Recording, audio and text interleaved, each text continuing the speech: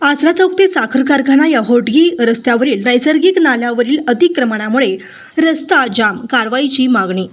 सोलापूर शहरातील विमानतळ, हत्तुरे वस्ती, होटगी रोड परिसरातील भाग्यश्री पार्क येथून जाणारा नैसर्गिक नाला विविध ठिकाणी अडवण्यात आल्याने पावसाचे पाणी वाहून जाण्यास अडथळा निर्माण होत असून परिसरातील रस्ते पूर्णपणे जाम होत आहेत। या गंभीर समस्याकडे सोलापूर महानगरपालिकेने तातडीने लक्ष देऊन नैसर्गिक नाल्यावरील अतिक्रमणे हटवून पाण्याचा मार्ग मोकळा करावा अशी मागणी काँग्रेस पक्षाचे वरिष्ठ नेते विजयकुमार हत्तुरे यांनी महानगरपालिका आयुक्तांकडे केली आहे।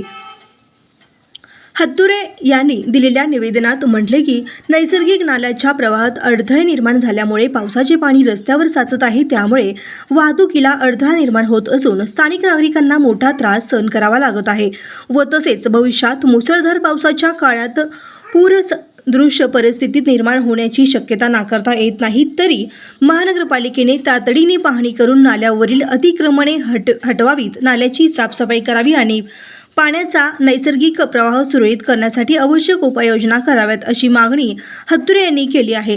नागरिकांच्या सुरक्षिततेसाठी आणि वाहतुकीची कोंडी टाळण्यासाठी प्रशासनाने त्वरित कारवाई करावी असेही त्यांनी नमूद केले आहे।